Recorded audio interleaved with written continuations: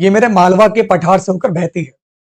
आप दोस्तों बताइए कौन सी नदी हमारे जो है मालवा के पठार से होकर बहती है। ये भी 2022 के पेपर का सवाल है। दो है ना 9 यानी 2 सितंबर 2022 का सिर्फ 2 का सवाल है। देखो रंगीत, गोदावरी, बेतवा, भीमा। अभी इतना मैं पढ़ाऊंगा आपको एक एक ऑप्शन भी याद हो जाएगा, क्योंकि इस नदी को तो मैं 2-3 दिन पढ़ाऊंगा, आराम से पढ़ाऊंगा, बाकी अपने पेपर भी चलते रहेंगे और टॉपिक भी पेपर में ही पढ़ा दूंगा आपको, चिंता ना करना। तो आपका उत्तर आपका क्या होगा 94 क्वेश्चन का ऑप्शन सी है बेतवा। बेतवा जो नदी है ये मालवा के पठार से होकर बहती है। तो बेतवा जो है मालवा के पठार से बहती हुई हमीरपुर यूपी में, दोस्तों कहां पर आपका, तो हमीरपुर अपने उत्तर प्रदेश के पास ये जो है यमुना में जाकर मिल जाती है।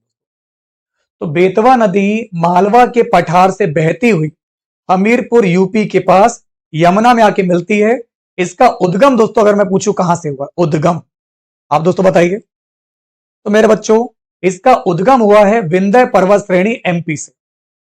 तो इसका जो उद्गम हुआ ये हुआ है आपका विंध्य पर्वत श्रेणी, जो कि आपका एमपी में ही आपका, यानी एमपी से आपका विंध्य पर्वत श्रेणी से इसका उद्गम हुआ है।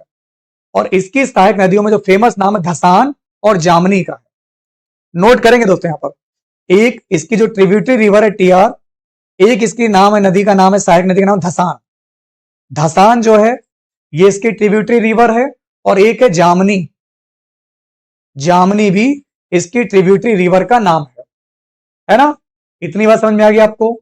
चलिए इसके अलावा राजघाट, पारीक्षा और माता टीला बांध ये सब बेतवा नदी पर बने हैं। बेतवा नदी पर कुछ बांध बनाए गए हैं, उसमें एक नाम आपका राजघाट हो जाएगा। ये मैं डैम की बात कर रहा हूं, डैम कि कौन कौन से बांध बनाए गए हैं, है ना। तो एक है आपका राजघाट डैम, ये इस नदी पे बना है। एक है डैम आपका पारीछा, पारीछा जो डैम आप लोगों का है पारीछा डैम। और एक आपका है माता टीला, माता टीला जो डैम है। ये 3 इंपॉर्टेंट डैम है, यानी कि बांध हैं जो आप लोगों का दोस्तों यहां पर, जो आप लोगों का यहां पर इस नदी बेतवा नदी पर आपके बने हुए। तो इसको आप लिख लीजिएगा। ओके आगे बढ़ते हैं। अगला सवाल देखिए 95 नंबर, ये क्वेश्चन आप देख पा रहे हो आरआरबी ग्रुप डी का 22 सितंबर 2022 को जो आपका सिर्फ 2 का पेपर था उसमें पूछा गया था। क्या सवाल है देख लो, हम तो पढ़ा ही चुके हैं दोस्तों कि निम्नलिखित में से कौन सी नदी जो है पूरब से पश्चिम की ओर बहती है। ऐसे ही पूछते हैं, इसलिए मैंने बताया कि गंगा नदी लेफ्ट साइड से जो बह रही है ना, यानी कि दोस्तों राइट साइड से बाएं तट से कौन बह रही है, आपका जो है दाएं तट से कौन बह रही है। इसलिए मैं थोड़ा सा डिटेल से पढ़ा रहा हूं, क्योंकि बच्चे कंफ्यूज ही हो जाते हैं यहां पर कि पूरब से पश्चिम, अब क्या करें, यहां पर तोते उड़ जाते हैं इसलिए। तो प्यारे दोस्तों आपका उत्तर आएगा नर्मदा। नर्मदा जो नदी है ये बहती है पूरब से पश्चिम, यानी कि ये जो नदी है ये ईस्ट साइड से आई और किधर गई आपकी वेस्ट साइड में, ऐसे बहती है, पूरब से पश्चिम तरफ बहती है। इसके विपरीत जितनी भी प्रायद्वीपीय भारत की नदियां हैं वो पश्चिम से पूरब बहेंगी, मतलब ऐसे आती हैं लेफ्ट साइड से राइट की तरफ आती हैं। लेकिन नर्मदा जो है ये राइट से लेफ्ट आती है, इसलिए खास है। ओके, नर्मदा जो नदी है ये भ्रंश घाटी से होकर बहती है। एक बात आपको और बताना चाहूंगा, नर्मदा जो नदी है ये मेरी भ्रंश घाटी से होकर बहती है, और यही कारण है कि सामान्य ढाल का अनुसरण नहीं करती है। इसी वजह से ये नदी जो सामान्य ढाल होती है उसका अनुसरण नहीं कर पाती है, जबकि बाकी जो नदियां होती हैं वो आपकी पश्चिम से पूरब की तरफ बहती हैं। आइए अगला क्वेश्चन 96 नंबर है आपकी स्क्रीन पर, यह बताइए 796 निम्नलिखित में से कौन सी नदी है जो आपकी अरब सागर में मिलती है। अब दोस्तों यहां पर अगर मैं आपसे दोस्तों कहूं यहां पर कौन सी नदी है जो अरब सागर में मिलती हैं, कौन सी नदियां हैं जो अरब सागर में मिलती हैं, इनमें आप बताओ भाई। कावेरी, कृष्णा, है ना, तिस्ता, या फिर आप लोगों का क्या हो जाएगा यहां पर नर्मदा हो जाएगा। ये आप लोग मुझे बताइए। अरब सागर दोस्तों आप लोगों का कहां पर है, किस पॉइंट ऑफ व्यू में अगर मैं बात करूंगा कहां पर आपको देखने को मिलेगा बताइए।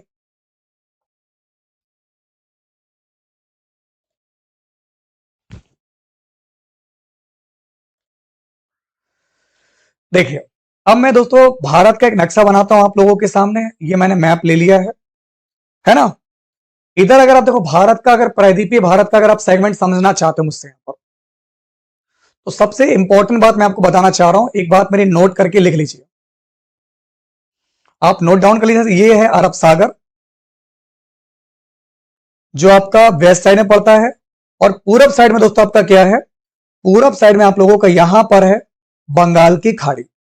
अभी मैं ये नहीं बताऊंगा, अभी बता रहा हूं यहां से, इधर साइड से आपको बता रहा हूं। यहां पर इधर आप लोगों का जो है साबरमती नदी है, माही है, नर्मदा है। तो यहां पर आपकी नर्मदा नदी आप लोगों की है, नर्मदा है, तापी है। इधर नीचे आओगे आप लोग, आपको मिलेगी मांडवी नदी मिलेगी। यहां पर एक नदी का नाम मिलेगा आपको जाबरी। एक नदी का नाम दोस्तों क्या पारी, जाबरी या जवारी, जवारी। इसके बाद आपको मिलेगी सरावती नदी मिलेगी, सरावती, समझ रहे आप लोग। इसके अलावा दोस्तों आपको मिलेगी यहां पर Ganga valley, Ganga valley, Periyar. Map के बाहर आ गया मैं दोस्तों यहां पर क्योंकि जगह कम है। पेरियार, और आपका दोस्तों भारत पूजा, भारत पूजा। तो ये जितनी भी नदियां दोस्तों आप लोगों की, ये किस साइड में आप लोगों की आ रही हैं, तो ये मेरी नदियां सारी अरब साइड की तरफ आ रही हैं, अरब सागर की तरफ। तो जब इधर आएंगे दोस्तों यहां पर, ऐसा तो नहीं तो यहां पर आकर टकरा कर वापिस चले जाएं, है ना। तो ये आपकी जब इधर आई है तो इधर इसी में आके गिरेंगे। इसे कहते हैं खंबात की खाड़ी। अरब सागर का नाम एक और भी है जिसको कहते हैं खंबात की खाड़ी। क्या कहते हैं यहां पर, खंबात की खाड़ी। जैसे ये है ना बे ऑफ बंगाल, बंगाल की खाड़ी, वैसे ये है खंबात की खाड़ी, जिसको हम लोग बोल रहे हैं अरब सागर।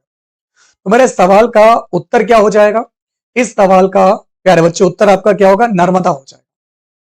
तो दोस्तों 96 क्वेश्चन की बात करेंगे तो नर्मदा आपका होगा।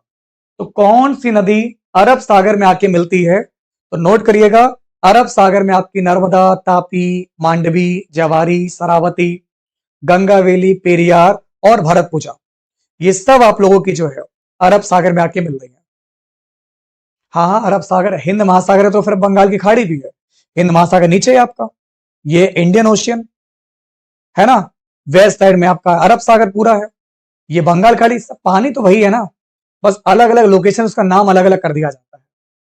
नीचे आपका जो है भारत के नीचे साउथ में आपका हिंद महासागर हो जाएगा, है ना। अच्छा जी, देखो 97 797 नंबर का जो सवाल है बेटा मेरा यहां पर, ये रेलवे ग्रुप डी के पेपर का सवाल है 30/9/2022 का, शिफ्ट 1 के पेपर का सवाल है। और अभी भी नदी पूरी नहीं है दोस्तों यहां पर, और नदी में डूबना मत दोस्तों, अभी बहुत कुछ पढ़ना है। तो तैरना सीख लो, स्विमिंग करना सीख लो, और स्पीड में तैरना सीखो। महानदी, प्यारे बच्चों, महानदी, महानदी तंत्र भारतीय प्रायद्वीप में तीसरी सबसे बड़ी और ब्लैंक सबसे बड़ी नदी है। पश्चिम बंगाल की, असम, ओडिशा, तेलंगाना, मेरी क्लास का बच्चा जानता है क्योंकि 100 बार मैं पढ़ा चुका हूं आपको। महानदी कटक, ओडिशा की कटक में है आपकी, ओडिशा के कटक में। महानदी जो है ये हमारे प्रायद्वीपीय भारत की तीसरी सबसे बड़ी है। आपको याद होगा, अगर मैं बात कर रहा हूं प्रायद्वीप भारत की, प्रायद्वीपीय भारत की सबसे बड़ी गोदावरी है, तो ये नंबर 3 पे आती है महानदी। तो महानदी जो है नंबर 3 पे आती है, जिसका नाम है महानदी, नंबर 3 की नदी है प्रायद्वीपीय भारत की। सबसे बड़ी कौन सी है, गोदावरी है, जिसे दक्षिण भारत की गंगा या दक्षिण गंगा, बूढ़ी गंगा, वृद्ध गंगा। किसकी शिफ्ट में कौन सा क्वेश्चन आएगा ये नहीं कहा जा सकता, लेकिन क्या आएगा ये मैं आपको बता दे रहा हूं। आपके पेपर में जो आने वाला है वो अभी से बता रहा हूं। तो बाहरी दोआब ये किस क्षेत्र में आपका स्थित है बच्चों, बाहरी जो दोआब, दोआब जानते हैं, दोआब, दोआब का मतलब आपका क्या होता है, पहले मुझे आप ये बता दीजिए, क्योंकि मैं इसके बारे में नहीं जानता। क्या आप लोग भी नहीं जानते हो दोआब शब्द का मतलब क्या है, दोआब क्षेत्र का मतलब बता दोस्तों यहां पर। बाहरी दोआब यानी कि दोआब क्षेत्र का मतलब क्या है, जानते हो। दो तरह से, जब दो तरफ से कोई हिस्सा जो है पानी के द्वारा आप लोगों का घिरा होता है, बीच में जो जमीन बसती है वो कहलाता है दोआब। ये नदी जा रही है, एक नदी ये जा रही है, बीच में जो जमीन बसती है दैट इज कॉल्ड, उसे कहते हैं हम लोग दोआब कहते हैं। क्या इतनी बात आप लोग पहले से जानते थे, है ना, क्लियर है, समझ गए आप लोग। दो संगामी नदियों के बीच की जमीन जैसे कि गंगा और यमुना के बीच का जो हिस्सा है वो दोआब कहलाएगा। अब इसने पूछा बारी दोआब, मेरा उत्तर आ जाएगा डी वाला, ब्यास और रावी। तो ब्यास और रावी के बीच का जो पार्ट हो, जैसे कि एक संगामी नदी ब्यास है और एक नदी आपकी बह रही है रावी बह रही है, तो इसके बीच में जो लैंड होगा, लैंड जमीन, जहां आप अपना जो है झोपड़पट्टी डाल के रह रहे हैं, खेती बाड़ी कर रहे हैं अपना, है ना, ये बीच का land that is called Doab. सबसे पहले बताया बाहरी दोआब जो है ब्यास और रावी के बीच में, इसका नाम रख दिया बारी दोआब। ठीक, फिर आपको दे रखा है चेनाब और झेलम, इसका नाम रख दो से हमारा चाज, चाज दोआब। अभी जुगाड़ बताऊंगा कैसे क्या याद करना है, चाज दोआब। फिर आपको दे रखा है यहां पर रावी और चेनाब, तो रावी और चेनाब के बीच का दोस्तों इसका नाम है रचना दोआब, इसका दोस्तों नाम है रचना दोआब। और आपको दे रखा है ब्यास और सतलज, ये भी नोट करिएगा, ब्यास और सतलज इसके बीच की जो रेखा है, मतलब जो जगह है, उसको नाम दिया गया विष्ट दोआब, है ना। इसका नाम दोस्तों क्या है, इसका नाम है विष्ट दोआब। थोड़ा सा अगर आप थोड़ा ध्यान दोगे तो दिख रहा होगा, देखो बा और रा, तो बा रा बारी, बा से ब्यास, देखो बारी है ना, तो बा से मान लो ब्यास, री से मान लो रावी, चा और जा, झा से जैसे चाज है समझो, तो चाज का मतलब चा से चेनाब और जा को झा मान लो झेलम। रचना, रा से रावी और चना से चेनाब, चना से चेनाब। वैसे विष्ट से वी से ब्यास और आप लोगों का विष्ठ सा, ये साटा देखा सठ, तो सठ से सत, सत से सठ हो जाएगा, तो ऐसे याद करो, नहीं समझे।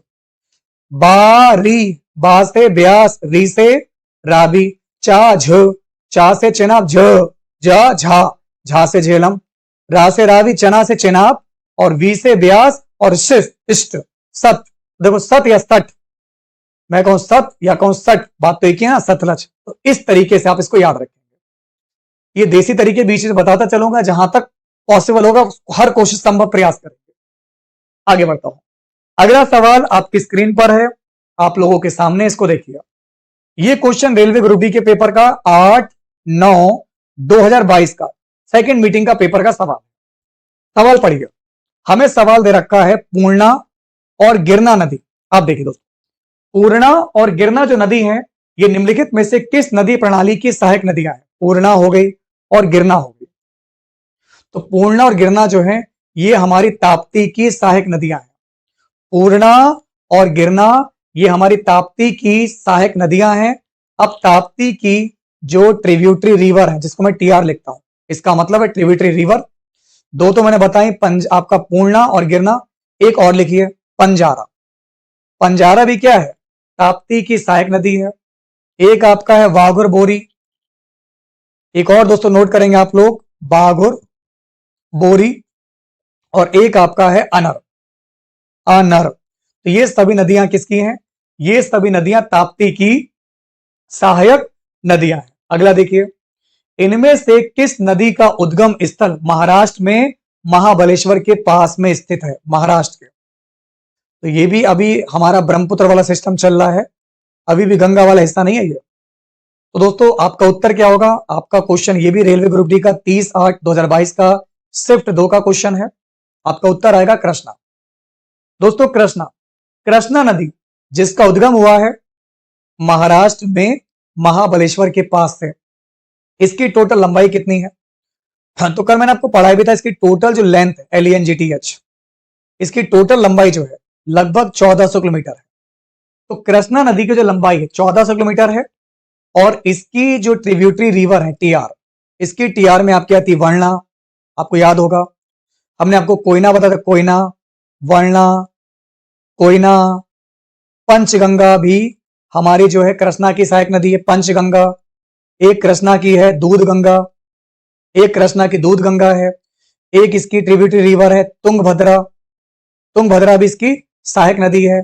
ऐसे घाट प्रभा, घाट प्रभा भी इसकी सहायक नदी है। माल प्रभा, देखो तुंगभद्रा, घाट प्रभा, माल प्रभा थोड़ा सा सिमिलर लगता है, फिर मूसी भीमा, ये भी साथ में नाम याद रखिएगा।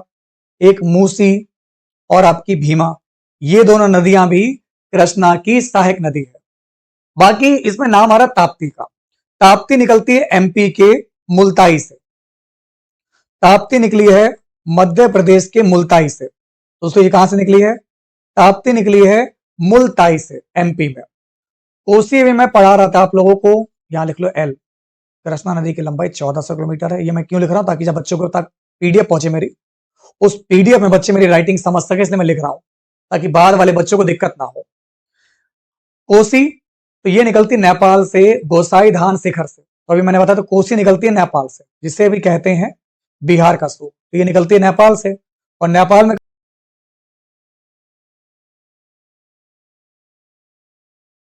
दिक्कत ना हो। कोसी, तो ये निकलती नेपाल से गोसाई धान शिखर से। तो अभी मैंने बताया, तो कोसी निकलती है नेपाल से, जिसे भी कहते हैं बिहार का सूप। तो ये निकलती है नेपाल से, और नेपाल में कहां से? गोसाई धाम से। गोसाई धान शिखर से निकलती है। नर्मदा मैंने आपको पढ़ाया एमपी में अमरकंटक की पहाड़ियों से। नर्मदा दोस्तों कहां से निकलती है? तो ये निकलती है एमपी में, एमपी के अमरकंटक पहाड़ियों से, है ना। अमरकंटक पहाड़ी से निकलती है। क्लियर? आइए अब देखिए आपका नेक्स्ट क्वेश्चन देखिए। अब जैसे कि मैंने आपको बताया, यहां पर सब कुछ लिख दिया। यहां पर ताप्ती जो नदी है ये आपका एमपी की मुल्ताई से, कोसी जो है ये आपका गोसाई धान शिखर से, नर्मदा अमरकंटक पहाड़ी से, इसकी टोटल लंबाई, ताकि आपको राइटिंग समझ में आ जाए, अब दिक्कत ना हो। अगला सवाल आप देख पा रहे हो, नदी वाला ही सवाल है। उस नदी का सवाल मैंने लिया है, पिकअप किया है, रेलवे ग्रुप डी का ही पेपर था। 6 अक्टूबर 2022 का शिफ्ट 1 के पेपर का सवाल है। क्या दे रखा आपको? लोक पावनी, दोस्तों आप नोट करेंगे, लोक पावनी और भवानी ये किस नदी की सहायक नदियां हैं? गोदावरी की सहायक नदियां हैं, महानदी की है, कृष्णा की है, या फिर आप लोगों का कावेरी की है। इसको देखिए, तो आपका लोक पावनी और भवानी ये दोनों ही ट्रिब्यूटरी रिवर है कावेरी की। लिख लीजिएगा दोस्तों, कावेरी की कौन कौन सी सहायक नदियां हैं, कौन कौन सी ट्रिब्यूटरी रिवर हैं? तो एक है हेमवती, है ना। एक नदी का दोस्तों नाम आपको दे रखा है, आपको याद होना चाहिए दोस्तों, हेमवती। एक नदी का नाम है आपका अर्कावती। हेमवती हो गया, एक अपना अर्कावती हो गया, एक हो गए लक्ष्मण तीर्थ। एक नदी का दोस्तों नाम हो गया लक्ष्मण तीर्थ हो गया।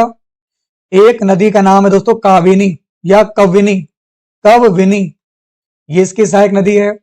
और अमरावती, अमरावती, अमरावती, ये सब कावेरी नदी की सहायक नदियां हैं। इसमें लोक पावनी भी है और भवानी, ये लिखा नहीं है क्योंकि क्वेश्चन में मेंशन है।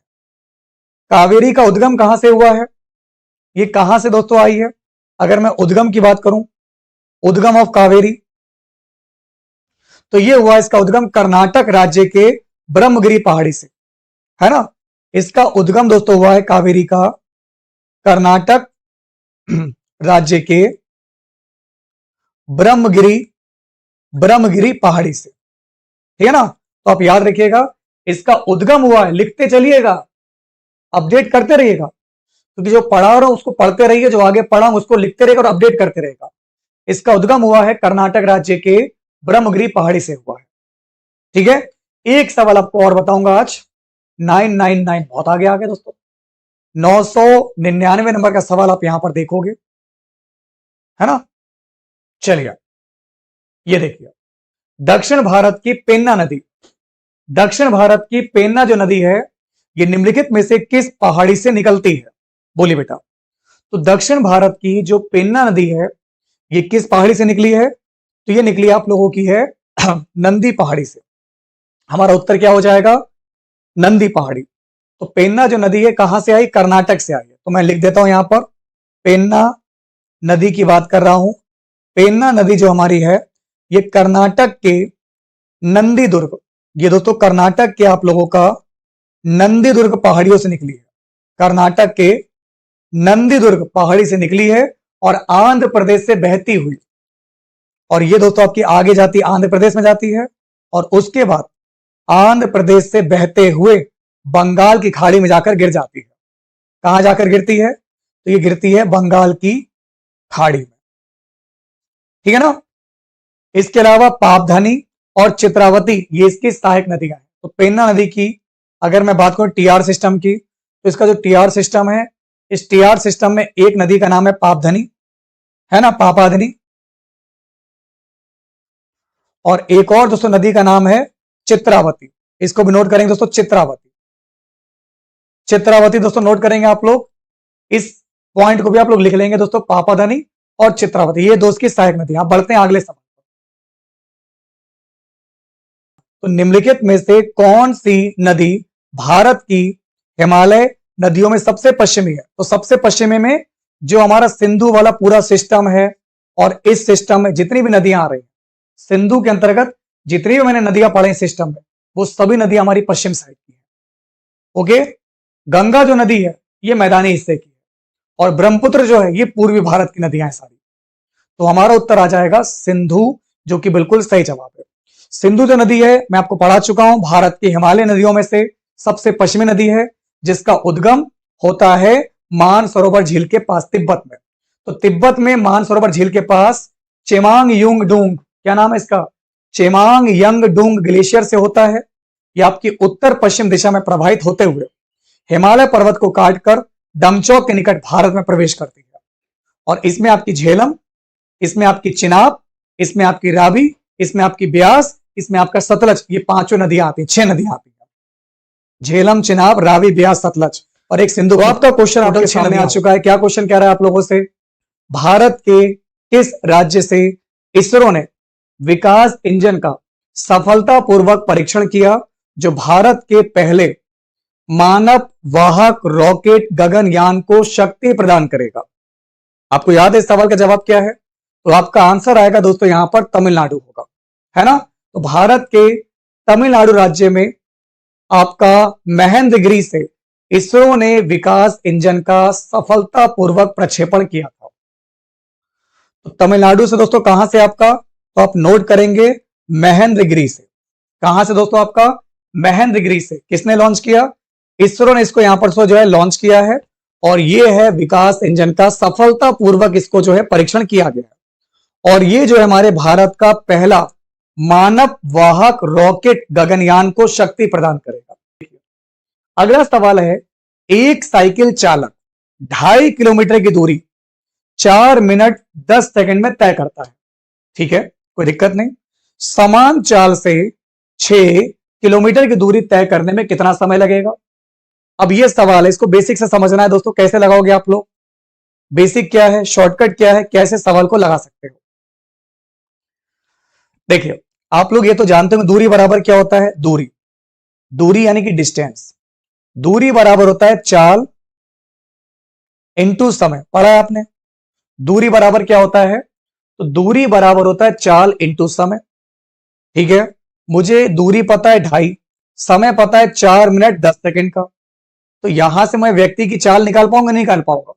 1 किलोमीटर में कितने मीटर होते हैं आपके? तो 1 किलोमीटर में आपके 1000 मीटर होते हैं, और आपका 1 मिनट में 60 सेकंड होते हैं, और 1 घंटे में 60 मिनट होते हैं।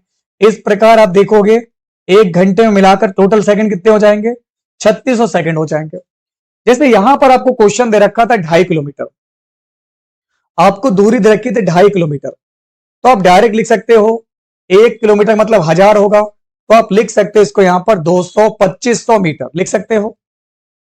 बताइए, 2.5 किलोमीटर को अगर आप मीटर में कन्वर्ट करोगे, 2.5 किलोमीटर को अगर आप मीटर में कन्वर्ट करोगे तो 2500 आ जाएगा। और आपको टाइम कितना दे रखा था? 4 मिनट 10 सेकंड में।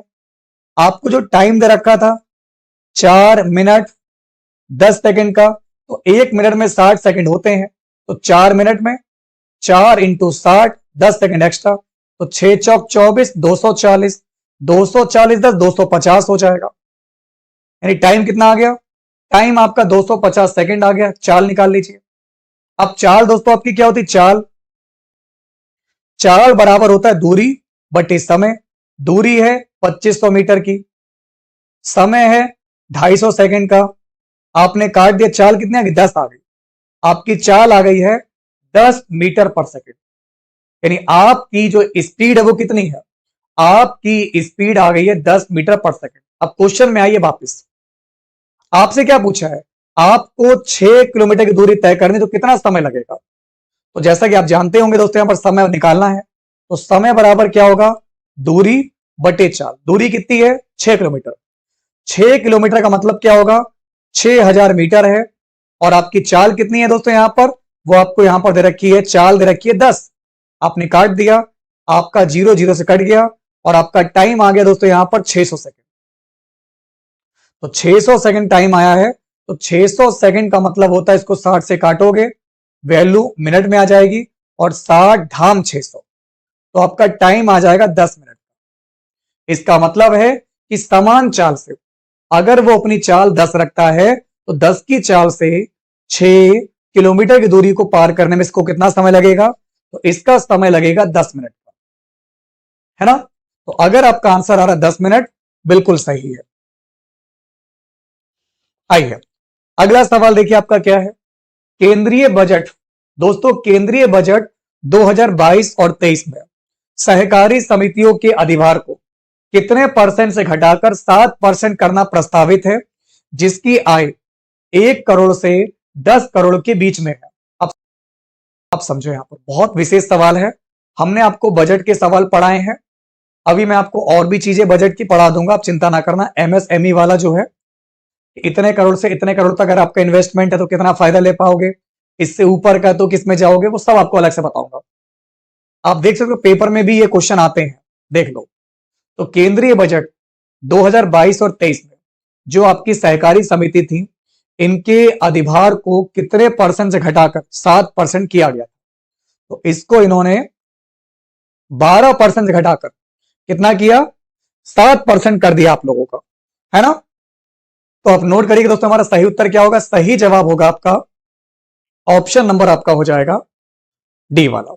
तो जिनका भी दोस्तों आंसर आ रहा है डी आ रहा है, बिल्कुल सही है, वेरी गुड, वेल डन, बहुत बढ़िया। सभी से निवेदन है भैया, वीडियो को लाइक जरूर करें, अपनी क्लास को यहां पर शेयर करते चलें, और अपनी क्लास को यहां पर सपोर्ट करते चलें, क्योंकि बहुत सारी चीजें जो आप लोगों को पता होनी चाहिए कि आपका इन्वेस्टमेंट दोस्तों कितना करोड़ में है, आपका जो है यहां से, है ना, टर्नओवर कितना आता है। क्योंकि इसमें 3 बातें आती है, एक आता है माइक्रो एंटरप्रेन्योर, एक आपका आता है स्मॉल एंटरप्रेन्योर, और एक आपका आता है आपका मीडियम एंटरप्रेन्योर, है ना। तो जो 1 करोड़ से 2.5 लाख तक का जिसमें इन्वेस्टमेंट हो, और आपका 5 करोड़ से 10 करोड़ तक का टर्नओवर है, वो आता है माइक्रो इन्वेस्टमेंट में आता। तो ये मैं आपको बताऊंगा अलग से। अब बढ़ते हैं आगे, अगला सवाल देखिए। नेक्स्ट क्वेश्चन 87 नंबर का आपकी स्क्रीन पर है, इस सवाल का जवाब आप लोग दीजिए। देखते हैं इस सवाल का आप लोगों में से परम सत्य जवाब कौन देगा। पौधों में परिवहन की कुछ विशेषताओं का उल्लेख आपको नीचे दिया गया है। दोस्तों ध्यान दीजिएगा, पौधे में परिवहन की कुछ विशेषताओं का उल्लेख नीचे दिया गया है। आप बताएंगे कि कौन सा विकल्प यहां पर आपका गलत दे रखा है, रॉन्ग है। बोलिए क्या लगता है आपका सवाल का सही जवाब क्या होगा। जैसे कि जाइलम, सबको पता है कि जाइलम का काम क्या होता है, जाइलम पेड़ पौधों में जल का परिवहन करता है, और फ्लोएम जो होता है ये भोजन का परिवहन करता है। इसका मतलब पहली वाली बात तो हमारी बिल्कुल सही है। इसके बाद देखिए, जल की गति साधारण भौतिक बलों के द्वारा होती है, और भोजन की गति के लिए ऊर्जा आवश्यक होती है, ये वाली बात भी सही है। फिर देखिए आप लोग, वाहिकाएं, यानी कि दोस्तों हमारा दे रखा है वेसल्स, और आपका संवाहिकाएं, है ना, ये मृत कोशिकाएं होती हैं, और यहां दे रखा है चालनी नलिकाएं, ये मेरी जीवित कोशिकाएं होती है, ये भी सही है। लेकिन जल और भोजन दोनों की गति द्विदिशीय होती नहीं भाई, है ना। आपका पौधे में जाइलम क्या करता है, ये एक तरफ से जल का जो है स्थानांतरण करता है। जाइलम केवल जल का करेगा, फ्लोएम केवल भोजन का करेगा। दोनों साइड में एक साथ काम नहीं हो सकता, एक भोजन का काम करता है, एक जल का काम करता है, इसलिए आपका जो पॉइंट गलत है वो बी वाला है। तो यहां पर जो द्विदिशीय दे रखा है, इसका आंसर होगा आपका यूनी डायरेक्शनल, यानी कि एक दिशीय। यूनी डायरेक्शनल का मतलब क्या होता है, इसका मतलब होता है आपका एक दिशीय होता है। ठीक है, कोई दिक्कत यहां तक? तो अगर आपका आंसर आ रहा है ऑप्शन बी, बिल्कुल सही है, वेरी गुड। तो सभी से निवेदन है, वीडियो को लाइक कीजिएगा। जिन दोस्तों ने क्लास को शेयर नहीं किया है, आप लोग अपनी क्लास को शेयर करते चलेगा ताकि सभी विद्यार्थी आपकी क्लास से जुड़ सके। आइए नेक्स्ट क्वेश्चन, वे श्रमिक जो अपनी आजीविका कमाने के लिए किसी उद्यम के मालिक हैं और उसका संचालन भी करते हैं, उन्हें क्या कहते हैं? सरकारी नौकरी पेशा श्रमिक, स्वनियोजित श्रमिक, भाड़े का श्रमिक, या फिर आपका होगा विनियमित वेतनभोगी नियोजित श्रमिक। अब बताइए, आपको इस सवाल का उत्तर देना है। देखो, जैसे कि आप अपनी आजीविका को कमाने के लिए आपने अपना खुद का स्टार्टअप शुरू किया और आप अपनी जगह के मालिक हो, आप ही उसको संचालित कर रहे हो, यानी कि आप दोस्तों क्या हो यहां पर? सेल्फ एम्प्लॉय हो। इसको हम लोग क्या बोलते हैं यहां पर? Self employ. क्लियर? आप अपनी कंपनी में अपने आप ही काम कर रहे हो, मेरी तरह यहां पर, दैट इज कॉल्ड, इसको क्या बोलते हैं? इसको बोलते हैं सेल्फ एम्प्लॉय होना, यानी कि स्वनियोजित श्रमिक। आप कौन हो यहां पर? तो यहां पर यह होता है स्वनियोजित श्रमिक, जिसमें आप अपनी कंपनी के, है ना, खुद को ही दोस्तों आप संचालित हैं, उसको ऑपरेट कर रहे हैं, संचालन कर रहे हैं, है ना, उस पर काम कर रहे हैं। दैट मीन्स इसका मतलब होता है सेल्फ एम्प्लॉयड। आप कौन है यहां पर? सेल्फ एम्प्लॉयड हो। बिजनेस